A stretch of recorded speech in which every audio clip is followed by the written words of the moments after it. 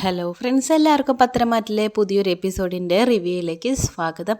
അങ്ങനെ ആദർശ് വിളിച്ചത് കേൾക്കാതെ നയന അങ്ങനെ നേരെ താഴത്തോട്ട് ഇറങ്ങി പോവുകയാണ്. അപ്പോൾ പിന്നാലെ തന്നെ ആദർശം വരുന്നുണ്ട്. അങ്ങനെ അവൾ വിളിച്ചത് കേൾക്കാതെ നിൽക്കുന്നുണ്ട്. അപ്പോൾ ഇനിയിപ്പോൾ ദേഷ്യത്തിൽ സംസാരിച്ചത് അവൾ മുത്തശ്ശനോട് പോയി പറഞ്ഞു കഴിഞ്ഞാൽ മുത്തശ്ശൻ അതൊരു വിഷമമായി തീർന്നാലോ എന്ന് ആലോചിച്ചിട്ടാണ് ആദർശ് പിന്നാലെ വരുന്നത്. അപ്പം നിൽക്കാനായിട്ട് പറഞ്ഞത് കേൾക്കാതെ നയന പോകുന്നത് കണ്ടിട്ട് നയനയുടെ സാരത്തുമ്പ് പിടിച്ച് വലിക്കുകയാണ്. പക്ഷേ ഈ ഒരു കാഴ്ച കാണുന്നത് വീട്ടിലുള്ള എല്ലാവരും കൂടിയാണ്. ദേവയാനിക്കത് കണ്ടിട്ട് കലി കയറുന്നുണ്ട്. അപ്പോൾ ഈ എല്ലാവരും ഇത് ശ്രദ്ധിക്കുന്നുണ്ടെന്ന് മനസ്സിലാക്കിയ ആദർശാണെന്നുണ്ടെങ്കിൽ പെട്ടെന്ന് തന്നെ അവളെ സാരത്തുമ്പിൽ നിന്നും കൈയെടുക്കുകയാണ്. അപ്പോൾ എന്താണ് ഇതൊക്കെ ചെയ്യുന്നതെന്ന് ചോദിക്കുകയാണ്. അതൊന്നുമില്ല, ഇത് ഞാൻ നയനനെ വിളിച്ചതായിരുന്നു എന്ന് പറയുകയാണ്. അപ്പോൾ അത് കണ്ടിട്ട് ദേവയാനിക്ക് തീരെ സഹിക്കാതെ ആദർശിനെ തന്നെ നോക്കുന്നുണ്ട്. അപ്പോഴാണ് അമ്മ നോക്കുന്നത്, ആദർശിയെ ശ്രദ്ധിക്കുന്നത്. അപ്പോൾ മുത്തശ്ശനും മുത്തശ്ശിക്കൊക്കെ ഒരു ചെറിയ നാണൊക്കെ വരുന്നുണ്ട്. ആ സമയം നവ്യാണെന്നുണ്ടെങ്കിൽ നമ്മുടെ അബീരുടെ അടുത്ത് പറയുന്നുണ്ട്, കണ്ടോ ആദർശ് തീരെ റൊമാൻറ്റിക് അല്ല എന്നൊക്കെ പറഞ്ഞിട്ട്, നീയാണ് വലിയ റൊമാൻറ്റിക് എന്നൊക്കെ പറഞ്ഞിട്ട്. ഇപ്പോൾ ആദർശാണല്ലോ നയനയുടെ അടുത്ത് വലിയ റൊമാൻറ്റിക് ആയിട്ടൊക്കെ പെരുമാറുന്നത്. കണ്ടില്ല സാരിത്തുമ്പൊക്കെ പിടിച്ച് നിന്നിരുന്നത്. നിനക്കൊരു റൊമാൻസും ഇല്ല, നിന്നെ വെറുതെ കല്യാണം കഴിച്ചു എന്നൊക്കെ പറയാണ്. അപ്പം അത് കേട്ടിട്ട് അബി മനസ്സിലാലോചിക്കുന്നുണ്ട്, എങ്ങനെ ഈ മോന്തം നോക്കിക്കഴിഞ്ഞാൽ റൊമാൻറ്റിക്കൊക്കെ ആയിട്ട് പെരുമാറാനായിട്ട് പറ്റും. ആ സാരിയുടെ തുമ്പെടുത്ത് കഴുത്തിൽ ചുറ്റി കൊല്ലാനേ എനിക്ക് നിനക്ക് തോന്നത്തുള്ളൂ, അല്ലാണ്ട് നിൻ്റെ മുഖം നോക്കിയിട്ട് എനിക്കൊരു റൊമാൻസും വരാനായിട്ടില്ല എന്ന് അബി അടക്കം പറയുകയാണ്. അപ്പോൾ അത് കേട്ടിട്ട് നയന ചോദിക്കുന്നുണ്ട്, അബി എന്തെങ്കിലും പറഞ്ഞോ, എന്താ പറഞ്ഞ പോലെ തോന്നിയല്ലോ എന്ന് വെച്ചപ്പോൾ ഒന്നുമില്ല, ഞാൻ ഒന്നും സംസാരിച്ചില്ല എന്ന് അബി പറയുകയാണ്. അങ്ങനെ ഇവർ സംസാരിച്ചുകൊണ്ടിരിക്കുന്ന സമയത്താണ് അവിടേക്ക് തലയിൽ കെട്ടൊക്കെ ആയിട്ട് അനി വരുന്നത്. അത് കണ്ടപ്പോഴേക്കും നയന വേഗം ഓടിച്ചില്ലാണ് അങ്ങോട്ട്. ബാക്കിയുള്ളവരും പിന്നാലെ തന്നെ ചെല്ലുന്നുണ്ട്. എന്നിട്ട് ചോദിക്കുകയാണ്, എന്ത് പറ്റിയാ നീ നിന്റെ തലയിൽ എന്താ കെട്ട്, നീ വന്നിരിക്കുക, എന്തുണ്ടായേ, എന്നിട്ട് ആരെങ്കിലും തല്ലിയോ അല്ലെങ്കിൽ വല്ല അപകടം പറ്റിയോ എന്നൊക്കെ അങ്ങനെ ആൾക്കാർ വീട്ടിലുള്ളവർ മുഴുവൻ അങ്ങനെ ചോദിച്ചുകൊണ്ടിരിക്കുകയാണ്. അനിക്ക് അങ്ങനെ ഒരു അപകടം പറ്റിയതിലോ അല്ലെങ്കിൽ എന്താ സംഭവിച്ചതെന്ന് അറിയാനുള്ള ആകാംക്ഷയിൽ എല്ലാവരും ചോദിച്ചുകൊണ്ടിരിക്കുന്നുണ്ട്. അനിയുടെ അവസ്ഥ കണ്ടിട്ട് എല്ലാവർക്കും സങ്കടമാവുന്നുണ്ട്. ഇങ്ങനെ വലിയൊരു കെട്ടൊക്കെ കെട്ടിയിട്ട് വരുന്നത് കണ്ടിട്ട് അനി എല്ലാവരോടും കൂടെയായിട്ട് പറയുന്നുണ്ട്, നിങ്ങൾ ഈ പേടിക്കുന്ന അത്രയ്ക്കൊന്നും ഒന്നുമില്ല, ചെറിയൊരു മുറിവാണ്, അതിനുള്ള കെട്ട് കണ്ടിട്ട് നിങ്ങൾ പേടിക്കുന്നു വേണ്ട എന്ന് പറയുകയാണ്. എന്നാലും എന്താ പറ്റിയെന്നുള്ള കാര്യം പറയുമ്പോൾ സംസാരിച്ചുകൊണ്ടിരിക്കുന്ന സമയത്താണ് പുറത്തൊരു വണ്ടി വരുന്നത്. ആ കാറിൽ നിന്നാണെന്നുണ്ടെങ്കിൽ അനാമികയാണ് ഇറങ്ങുന്നത്. അനിക്ക് അപകടം പറ്റിയെന്ന് അറിഞ്ഞിട്ട് ഓടി വരികയാണ് അനിനെ കാണാനായിട്ട്. എന്നിട്ട് നേരെ തന്നെ അനാമിക വരുന്നുണ്ട്. അപ്പോൾ ചുറ്റും അവരുടെ ഫാമിലി ആരും നിൽക്കുന്നുണ്ടെന്നൊന്നും ശ്രദ്ധിക്കുന്നില്ല. എന്നിട്ട് വന്ന് പറയുന്നുണ്ട്, എന്ത് പറ്റിയോ അനി, എനിക്കൊരു അപകടം പറ്റിയെന്ന് അറിഞ്ഞു കഴിഞ്ഞാൽ എനിക്ക് അവിടെ ഇരുന്നിട്ട് വല്ല ഇരിപ്പുറയ്ക്കോ, നിന്നെ നേരിട്ട് കാണുന്ന വരെ എൻ്റെ ശ്വാസം നേരെ വിടുന്നുണ്ടായിരുന്നില്ല, എനിക്ക് എത്ര ബുദ്ധിമുട്ടുണ്ടായിരുന്നു എന്ന് എനിക്കറിയാമെന്ന് ചോദിക്കുന്നുണ്ട്. അതിനെന്തിനാ നീ ഇങ്ങനെ കിടന്ന് പേടിക്കുന്നത്, ചെറിയൊരു സംഭവമല്ലേ നടന്നിട്ടുള്ളൂ, അതിനെന്തിനാ ഇങ്ങനെ പേടിക്കുന്നതെന്ന് ചോദിക്കുന്നുണ്ട്. പിന്നെ ഞാൻ അപ്പോൾ ചോദിക്കുന്നുണ്ട്, നീ എന്തിനാ ഇപ്പോൾ ഇങ്ങോട്ട് ഓടിപ്പിടിച്ച് വന്നത്, നിനക്കൊന്ന് ഫോൺ വിളിച്ചാൽ മതിയായിരുന്നില്ലേ എന്ന് ചോദിക്കുന്നുണ്ട്. പിന്നെ നിന്നെ ഫോൺ വിളിച്ചപ്പോൾ ഫോൺ എടുത്തത് എൻ്റെ ബ്രോയാണ്. എന്നിട്ട് ബ്രോ പറയുന്നുണ്ടായിരുന്നു തലയ്ക്കൊരു അടിയേറ്റെന്നും പറയുന്നത് കേട്ടു. ഇത് കേട്ടുകൊണ്ട് ഞാൻ എങ്ങനെ ഇരിക്കണേ, ബാക്കി വാലും തലയൊന്നും പറഞ്ഞില്ല, എനിക്കത് കേട്ടിട്ട് ഇരിപ്പുറയ്ക്കുന്നുണ്ടായിരുന്നില്ല, അത് നിന്നെ കാണാനും നേരിട്ട് കണ്ട് മനസ്സിലാക്കാനായിട്ട് ഞാൻ ഇങ്ങോട്ട് തന്നെ വന്നതെന്ന് പറയുകയാണ്. ഇനി ഞാൻ നേരിട്ടിട്ട് നിൻ്റെ ബ്രോയിനൊന്ന് കാണട്ടെ, ഞാൻ ശരിയാക്കി കൊടുക്കണ്ട് എന്നും പറയുകയാണ്. എന്നെ ഇത്രയ്ക്കധികം പേടിപ്പിച്ചല്ലോ, കാര്യമൊട്ടും മുഴുവനും പറഞ്ഞില്ല എന്ന് പറഞ്ഞിട്ട് അനാമിക സംസാരിക്കുകയാണ്. ആ സമയം അനിയാണെന്നുണ്ടെങ്കിൽ മനസ്സിലാലോചിക്കുന്നുണ്ട്, ഇവളിടയ്ക്കിടയ്ക്ക് ബ്രോ ബ്രോ എന്ന് പറയുന്നുണ്ടല്ലോ, ഇവിടെയുള്ളവർ ആരാണ് ആ ബ്രോ എന്ന് അന്വേഷിച്ച് കഴിഞ്ഞിട്ടുണ്ടെന്നുണ്ടെങ്കിലോ ചോദിച്ചു കഴിഞ്ഞിട്ടുണ്ടെങ്കിൽ അത് നമ്മളുടെ നന്ദു ആണെന്ന് ഇവിടെയുള്ളവർ അറിഞ്ഞു കഴിഞ്ഞാൽ ഇനി അത് മതി ഇവിടെ വേറൊരു പ്രശ്നം ഉണ്ടാവാനായിട്ട്, എങ്ങനെയെങ്കിലും അനാമികയുടെ വായു നടച്ചിട്ട് ഈ വിഷയത്തിൽ നിന്ന് എങ്ങനെയെങ്കിലും തെന്നി മാറണമല്ലോ എന്നിങ്ങനെ അനി മനസ്സിലാലോചിക്കുകയാണ്. അപ്പോഴേക്കും മുത്തശ്ശി ചോദിക്കുന്നുണ്ട്, എന്താ അനി നീ ആരെ കാര്യം പറയുന്നതെന്ന്. ആ സമയം അനിയാണെന്നുണ്ടെങ്കിൽ പറയാണ്, ഹോസ്പിറ്റലിലെ നേഴ്സ് ഫോൺ എടുത്തിട്ട് തലയൊന്നും അധികം സ്ട്രെയിൻ ചെയ്യരുതെന്ന് ഇവളോട് പറഞ്ഞിട്ടുണ്ടായിരുന്നു, ആ കാര്യമാണ് പറയുന്നതെന്ന് പറയാണ്. അപ്പോഴേക്കും അനാമികനെ വിളിച്ചിങ്ങനെ ഇരുത്തി ചായയൊക്കെ കൊടുക്കുന്നുണ്ട്, എല്ലാവരും ഉണ്ട് ചുറ്റും തന്നെ. ആ സമയം അനി അനാമികനെ പരിചയപ്പെടുത്തി കൊടുക്കുകയാണ് എല്ലാവർക്കും കൂടിയിട്ട്. ഇവളുടെ പേരാണ് അനാമിക, ഞാനിങ്ങനെ പുസ്തകങ്ങളെല്ലാം പബ്ലിഷ് ചെയ്യുന്നുണ്ടായിരുന്നില്ലേ, അത് കണ്ടിട്ട് അവൾക്ക് എന്നോട് ആരാധന മൂത്തതാണ്, എനിക്കിങ്ങനെ എൻ്റെ ഒരു പുസ്തകം ഇതേപോലെ തന്നെ അവൾ തന്നെയാണ് പബ്ലിഷ് ചെയ്തത് എന്നുള്ള കാര്യങ്ങളൊക്കെ പറയുന്നുണ്ട്.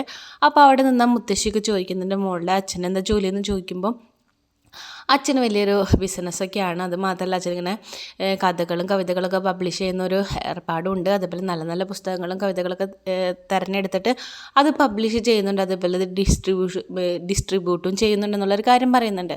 ഓ അതുകൊണ്ടാണല്ലേ ഞങ്ങളുടെ മോൻ്റെ പുസ്തകവും അതേപോലെ കവിതകളൊക്കെ നീ ഇങ്ങനെ പബ്ലിഷ് ചെയ്തതെന്ന് പറയണം, അതിനൊരുപാട് നന്ദിയുണ്ട്, ഇതിന് നയനയും മോളൊക്കെ കാരണമാണ് ഈ വീട്ടിൽ ഇങ്ങനെ ഒരു കവിയുള്ള കാര്യം ഞങ്ങൾ തന്നെ അറിഞ്ഞതെന്നുള്ളൊരു കാര്യം പറഞ്ഞിട്ട് നന്ദി രേഖപ്പെടുത്തുക നിർത്തുകയാണ് ജാനകി. അങ്ങനെ ഒരു സംസാരിച്ചുകൊണ്ടിരിക്കുന്ന സമയത്താണെന്നുണ്ടെങ്കിൽ ആദർശ് നയനയെ എങ്ങനെയെങ്കിലും സോപ്പിട്ടിട്ട് മയക്കേ പറ്റുള്ളൂ, അല്ലാന്നുണ്ടെങ്കിൽ ഈ കാര്യങ്ങൾ മുഴുവൻ അവൾ മുത്തശ്ശനോട് പറയല്ലോ എന്നാലോചിച്ചിട്ട് ആദർശ് പറയുന്നുണ്ട്, നീ ഇങ്ങോട്ട് വന്നേ, എനിക്ക് നിന്നോട് സംസാരിക്കുന്നുണ്ടെന്ന്. അപ്പം നയനയാണെന്നുണ്ടെങ്കിൽ ഇത് കേട്ട ഭാവം നടിക്കാതെ അവിടെ നിന്ന് മാറി നിൽക്കുകയാണ്. അപ്പോൾ അവൾ മാറി നിന്ന ഭാഗത്തേക്ക് ആദർശ് പിന്നെ വന്നിട്ട്, നിന്നോടല്ലേ ഞാൻ പറഞ്ഞത് അങ്ങോട്ട് വായോ, എനിക്ക് നിന്നോട് സംസാരിക്കാനുണ്ടെന്ന്. അപ്പോൾ നയന അത് കേൾക്കാതെ മൈൻഡ് ചെയ്ത് പിന്നെയും മാറി നിൽക്കുകയാണ്.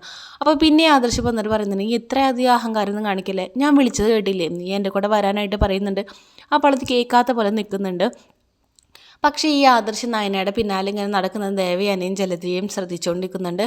അവരിത് മുഴുവൻ കണ്ടുകൊണ്ട് നിൽക്കുകയാണ് ആദർശ് നയനയുടെ പിന്നാലെ പോയിക്കൊണ്ടിരിക്കുന്നത്. ജലജയാണെന്നുണ്ടെങ്കിൽ കിട്ടിയ സമയം ഉപയോഗിക്കാനായിട്ട് ദേവയാനയുടെ അടുത്ത് എരിപിരി കയറ്റി കൊടുക്കുന്നുണ്ട്. കണ്ടില്ലേ ഏടത്തിരം മോനതേ നയനയുടെ സാരി തുമ്പിൽ നടക്കുന്ന കണ്ടില്ലേ, ഒരു പട്ടിയെ പോലെ അവളെ പിന്നാലെ കിടന്ന് നടക്കുകയാണെന്ന് പറയാണ്. അപ്പോൾ അത് കേട്ടിട്ട് നമ്മുടെ ദേവയാനിക്ക് ദേഷ്യം വന്നിട്ട് ദേവയാനി നയനയെ കണ്ണുകൊണ്ട് കാണിക്കുന്നുണ്ട്. എന്നിട്ട് അവളോട് പറയുന്നുണ്ട് ഇവിടെ വന്ന് നിൽക്കാനായിട്ട്. അപ്പോൾ നയനയാണെന്നുണ്ടെങ്കിൽ നിന്നിരുന്ന സ്ഥലത്ത് നിന്ന് ദേവയാനി നിൽക്കുന്ന സ്ഥലത്തേക്ക് മാറി നിൽക്കാനായിട്ട് പറയുന്നുണ്ട്. അങ്ങനെ ദേവയാനിയാണെന്നുണ്ടെങ്കിൽ നയന നിന്ന സ്ഥലത്തേക്ക് മാറി നിൽക്കുന്നുണ്ട്. പക്ഷേ ഇത് ആദർശ് ശ്രദ്ധിച്ചിട്ടുണ്ടായിരുന്നില്ല.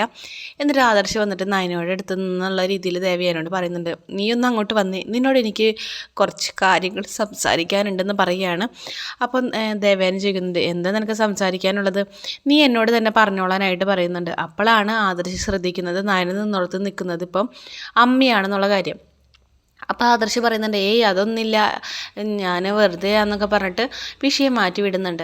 അപ്പോൾ ദേവയാനിക്ക് മനസ്സിലാവുന്നുണ്ട് ഇപ്പോൾ അവൻ അവളുടെ പിന്നാലെ തന്നെയാണെന്നുള്ളൊരു കാര്യം.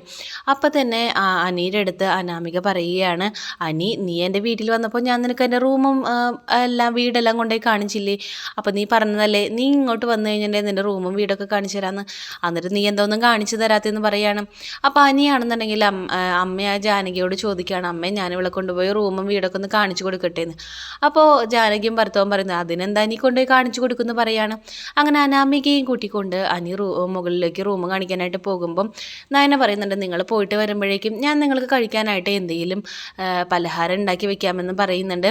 അപ്പോഴേക്കും നയന നേരെ അടുക്കളയിലേക്ക് പോവുകയാണ്. അപ്പോൾ നയനയുടെ പിന്നാലെ തന്നെ ആദർശം ചെല്ലുന്നുണ്ട്. എങ്ങനെയെങ്കിലും ഇവളെ സോപ്പിട്ടിട്ട് അവളുടെ ആ പിണക്കം തീർക്കണം, അല്ലെങ്കിൽ എല്ലാം മുത്തശ്ശനോട് പോയി പറയുമല്ലോ എന്ന് വിചാരിച്ചിട്ട് ആദർശം ചെല്ലുകയാണ്. എന്നിട്ട് അങ്ങോട്ട് ചെന്നിട്ട് നയനോട് സംസാരിക്കാനായിട്ട് നിൽക്കുന്നുണ്ട്. അപ്പോൾ നയനയ്ക്കാണെന്നുണ്ടെങ്കിൽ ദേഷ്യം തീർന്നിട്ടൊന്നുമില്ല. ആദർശ് സംസാരിക്കാൻ വരുമ്പോൾ ഒന്നും അവൾ നിൽക്കുന്നില്ല. അപ്പോൾ പറയുന്നുണ്ട്, ഒരു നിമിഷം നിൽക്കും, ഞാൻ പറയാനുള്ളത് എന്താ കേക്ക്. എനിക്ക് ആ നേരത്തെ ദേഷ്യം വന്നു, അതുകൊണ്ടാണ് ഞാൻ അങ്ങനെയൊക്കെ പറഞ്ഞു പോയത്. എന്തുകൊണ്ടാണ് എനിക്ക് അങ്ങനെ പെട്ടെന്ന് ദേഷ്യം കയറിയതൊന്നും അറിയില്ല. നീ അത് വിട്ടുകളാം, നിനക്ക് ഇപ്പം എന്ത് സഹായം വേണമെങ്കിലും ഞാൻ ചെയ്യാം, നീൻ്റെ പരിഭവം ഒന്ന് മാറ്റുമെന്ന് പറയുന്നുണ്ട്. അപ്പം നയന പറയുന്നുണ്ട്, നിങ്ങൾക്കിപ്പോൾ എനിക്ക് ഏറ്റവും വലിയ ഒരു ഉപകാരം ചെയ്യാൻ പറ്റുന്നുണ്ടെങ്കിൽ നിങ്ങൾ ഈ അടുക്കള വിട്ടിട്ടൊന്ന് പോ, അത് തന്നെയാണ് എനിക്ക് ഏറ്റവും വലിയ ഉപകാരം എന്ന് പറയണം. നീ ഇപ്പം എന്താ ഉണ്ടാക്കാൻ പോകുന്നത്, സ്വീറ്റ്സ് അല്ലേ, ഞാനും നിന്നെ സഹായിക്കാമെന്ന് പറയണം.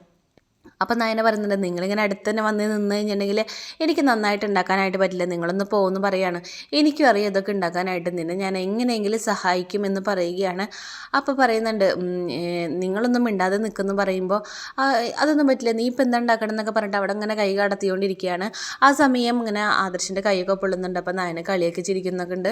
അങ്ങനെ അവൾ ഉണ്ടാക്കിക്കൊണ്ടിരിക്കുകയാണ്, സ്വീറ്റ്സ് ഉണ്ടാക്കിക്കൊണ്ടിരിക്കുകയാണ്. അപ്പോൾ ആദർശ് വന്നിട്ട് പറയുന്നുണ്ട്, ഇനിയിപ്പോൾ എന്താ ഇതിൽ ഇടേണ്ടത്, മധുരമല്ലേ ചോദിക്കുന്നുണ്ട്. അല്ല ഉപ്പാന്ന് പറയുന്നുണ്ട്. പിന്നെ സ്വീറ്റ്സിലൊക്കെ ഉപ്പല്ലേ ഇടുന്നത്, ഞാൻ നിനക്ക് ഇട്ട് സഹായിക്കാമെന്നൊക്കെ പറയാണ്. അപ്പോൾ നിങ്ങൾക്ക് അതിനിവിടെ എവിടെയോ ഉപ്പിരിക്കുന്നതെന്ന് അറിയാമെന്നൊക്കെ ചോദിക്കുമ്പം അതെന്താ, ഞാൻ ഇത്രയും നാൾ ഇവിടെയല്ലേ ഉണ്ടായിരുന്നത്, പക്ഷേ നിങ്ങൾ അടുക്കളയിൽ ഇതുവരെയായിട്ടും കയറിയിട്ടില്ലല്ലോ എന്ന് അയനും ചോദിക്കുകയാണ്. അതൊക്കെ എനിക്കറിയാം എവിടെ ഉപ്പിരിക്കുന്നത് പഞ്ചസാര ഇരിക്കണേന്നൊക്കെ എനിക്ക് നന്നായിട്ട് അറിയാമെന്ന് പറയാണ്. അങ്ങനെ ആദർശ് നേരെ തന്നെ ചെന്നിട്ട് അവിടെ ഇരിക്കുന്ന ഒരു ഭരണി എടുത്തുകൊണ്ട് വരികയാണ്. അപ്പോൾ അതിൽ നിന്നും ഈ ഒരു സ്വീറ്റ്സിലേക്ക് പഞ്ചസാരയാണെന്ന് പറഞ്ഞിട്ട് അവൻ ഇട്ടുകൊണ്ടിരിക്കുന്നത് ഉപ്പാണ്. അങ്ങനെ ആദർശ് നയനേനെ സഹായിച്ചിട്ട് ആ സ്വീറ്റ്സ് കോളാക്കി വെക്കുന്ന ഒരു ഭാഗം കാണിച്ചുകൊണ്ടാണ് മറ്റൊരു പത്തനംതിട്ട എപ്പിസോഡ് തീരുന്നത്. വീഡിയോ കാണുന്ന നിങ്ങളെല്ലാവരും ഒരു ലൈക്ക് എന്ന് എന്നെ പ്രോത്സാഹിപ്പിക്കാനായിട്ട് മറക്കരുത്. നിങ്ങളുടെ ലൈക്ക് ഉണ്ടെങ്കിൽ മാത്രമേ എനിക്ക് ഇൻട്രസ്റ്റിംഗ് ആയിട്ട് പിന്നെയും വീഡിയോസ് ഇടാനായിട്ട് പറ്റത്തുള്ളൂ. അപ്പോൾ ഇതിൻ്റെ കണ്ടിന്യൂ ആയിട്ടുള്ള വീഡിയോ കാണാനായിട്ട് നമ്മുടെ ചാനൽ സബ്സ്ക്രൈബ് ചെയ്യാനായിട്ട് മറക്കരുത്. അപ്പോൾ ഏറ്റവും പുതിയ പത്തനംതിട്ടയിലെ വീഡിയോ ആയിട്ട് ഞാൻ നിങ്ങളുടെ മുമ്പിലേക്ക് എത്താം. അതുവരേക്കും ബായ്.